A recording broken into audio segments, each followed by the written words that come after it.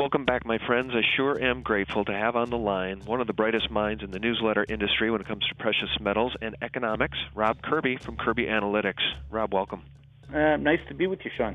Well, I'm thrilled to have you. You know, I wanted to get you here to break down why the DTCC's recent claim that there are $36.5 trillion in securities held in the vault at 55 Water Street in New York City, that those securities may have been damaged or destroyed by the flooding caused by Hurricane Sandy. I wanted to get you on to tell people why this is such a big deal. I don't want to let this go because, Rob, I personally think they've laid out the case to make future claims that are going to make people's toes curl.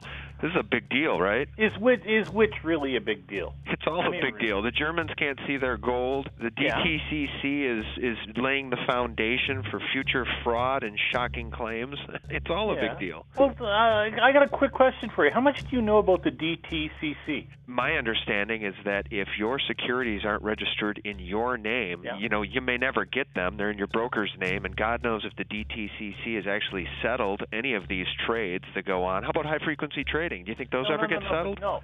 Do you know who the DTCC is? The banks?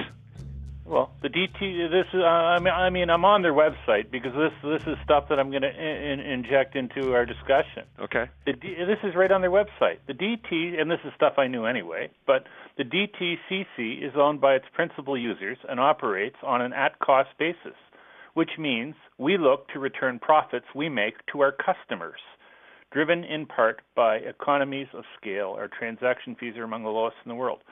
So they're owned by the banks. The DTCC is not of government, it is of the banks. It is called an SRO, a self-regulatory organization. Self-regulated.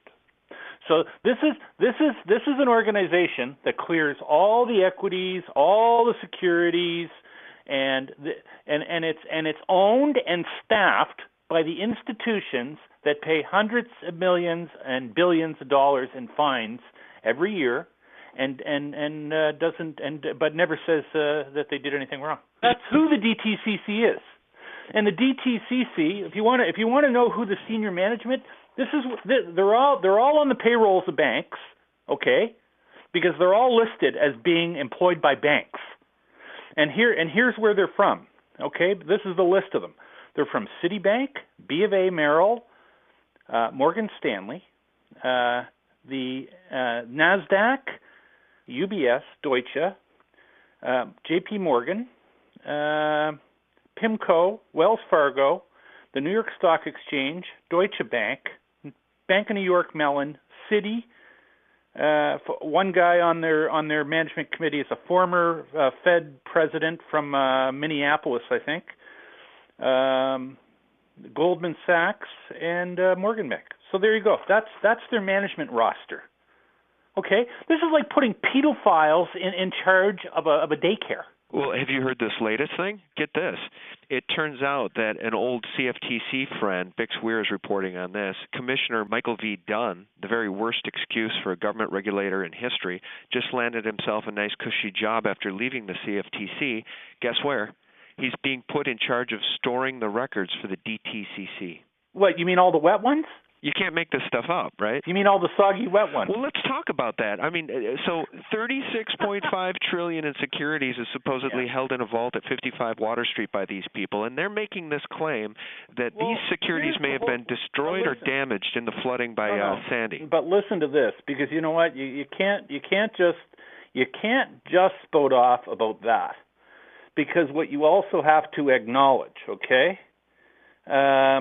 Because this is in a who is this? This is from the Washington Post. Just like, not that I'm a big follower of the Washington Post, but right in an article dated what's the date on this article? November 7th, so it's a few days old. Basically, the article is saying that all this stuff is recorded electronically, and if the physical certificates are damaged, it's not a big deal. Then why did the mainstream make this a story? That's what really blows me away. Because when I first saw it, I thought to myself, all that stuff is all scanned, and it's all like, I mean I know because I worked in retail, and I know that it's all recorded electronically. In addition to, most companies don't even issue certs anymore, eh? But even companies that do issue certs, it's all recorded electronically as well. So the real issue is, why did this even become a story? It's a non-issue, or it should be a non-issue. Why was it made a story? My take is that it's a foundation for future fraud, right? Because we know, we know on 9/11, Rob. You know what it harkens back to? I'll tell you what it harkens back to. The old Rahm Emanuel quote: "Never let a good crisis go to waste." That's right. That's what it harkens back to. Rahm Emanuel, isn't he the guy who said, "You never let a serious crisis go to waste"? And what I mean by that is that it's an opportunity to do things you think you could not do before. That's a quote from Rahm Emanuel. Right. When he was the chief aide to the Kenyan. To the criminal in chief, yeah.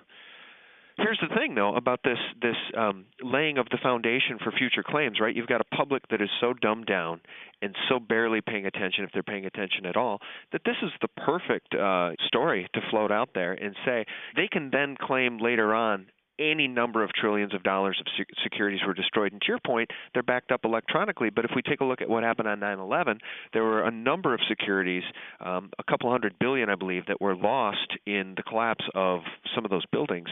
And it took hundreds of millions of dollars to rebuild those.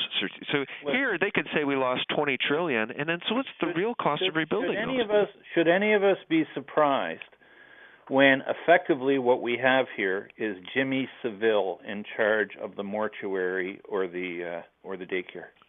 Wait! I want to say something about that.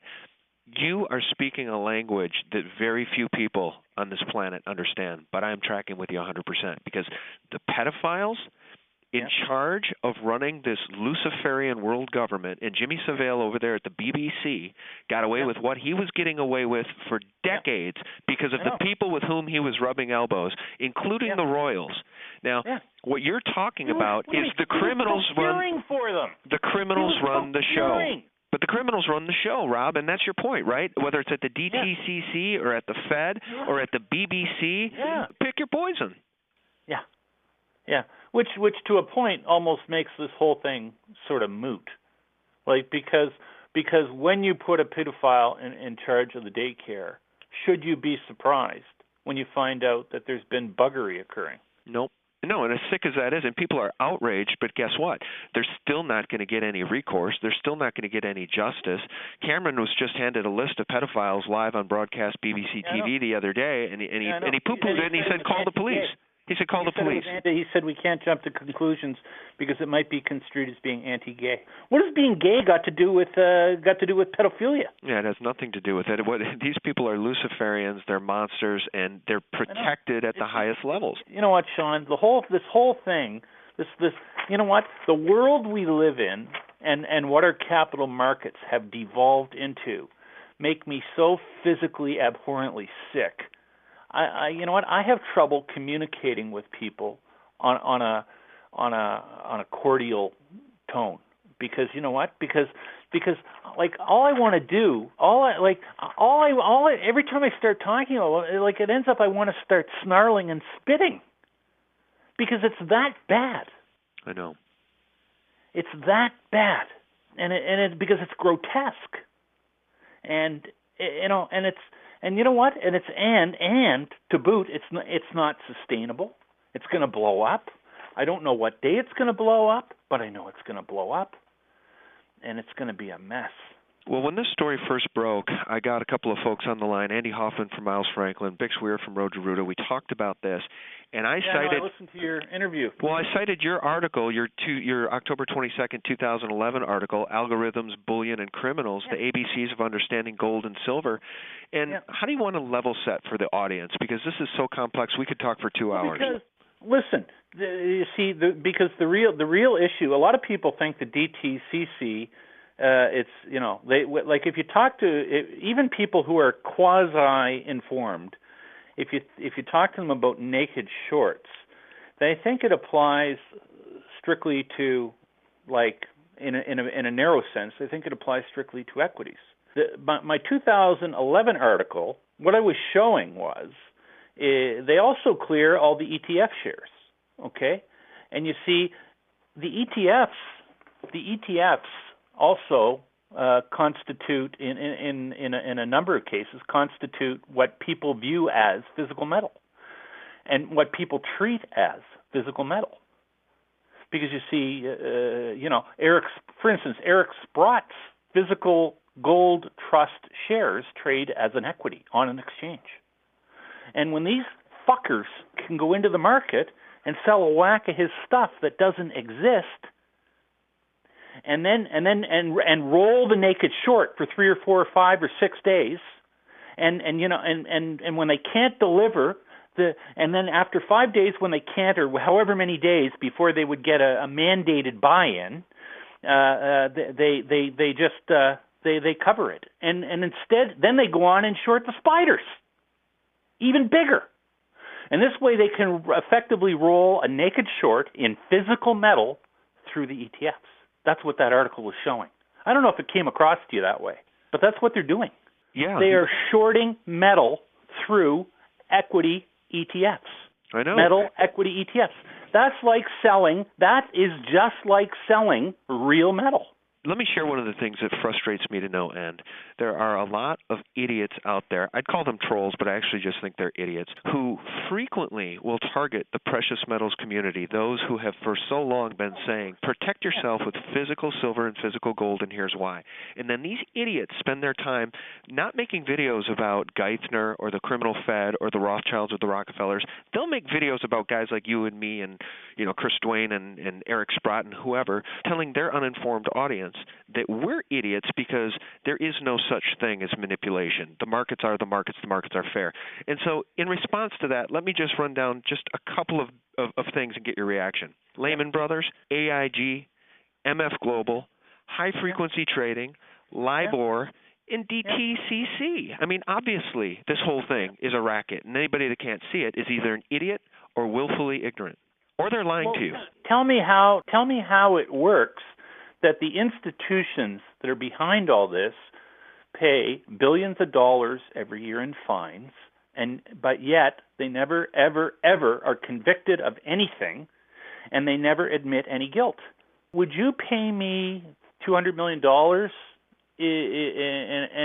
and admit no guilt if you did nothing wrong? Exactly.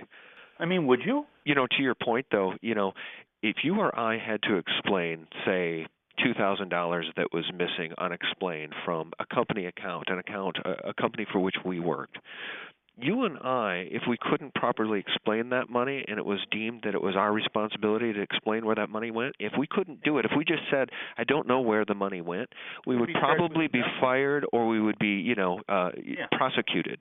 Well, fired and or charged with embezzling money. But explain to me how John Corzine can get up in front of, legislators, Congress, or whoever, and say, I really just don't know where the $2 billion went. I have no idea. Same way Bernie Madoff got rid of or made $65 billion disappear, and they don't know where a nickel of it is. Yeah, well, at least he went to jail. Yeah, but they don't know where a nickel of the money is. Not a nickel. This just makes me want to be physically sick. How is it in the United States government, 7 or 10 or whatever, 2 weeks after, I was going to say 7 or 10 days, or within 2 weeks of 9/11, they knew who had supplied the money, like around 100, I think the number that I remember hearing, they knew where $100,000 came from to pay for flight lessons for a bunch of Saudi Arabians. They knew who gave the money and how much was spent to procure hookers, to buy liquor, and where they got their snack food from. Now you're $65 billion that Bernie Madoff took disappeared into the ether, and they haven't got a clue where a nickel of the money is.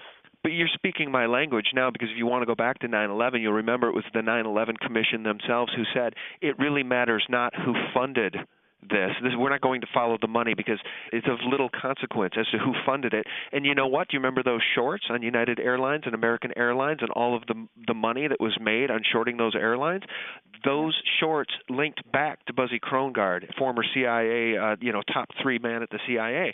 And that's where the media stopped reporting on it. I mean, that's how corrupt things are. That's what I've been trying to tell people since 9/11. Our system is so corrupt to the core. It's like the evil witch in a Disney movie. It's 10 times worse than that. I can't even describe how evil and corrupt this system is. It's a complete horror show. I mean, it's literally a complete horror show, and I mean, it's so in your face broken, it's so in your face corrupt, it is so dastardly, and it's like, in all honesty, Sean, where do you start? Like, where do you even start to begin to explain how badly things are off the rails?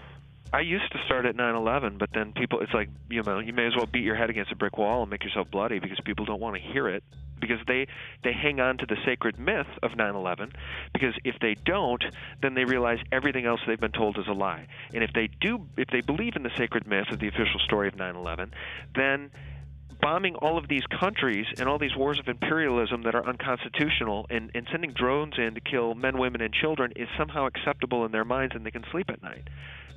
And therein lies the rub. Either we face the reality of how horrible this country has become, and it's the criminality within the government and on Wall Street. Either we face it or we don't, and then the idiot people reelect somebody like Barack Obama. Yeah. Well, I mean, you see, the real issue there is that government is owned by the same people that run Wall Street. Right. So I mean, what you were talking about is the merger of corporate and state, which is called fascism. Total fascism. And it's unfortunate, and it bothers me to say it, but America has descended into fascism.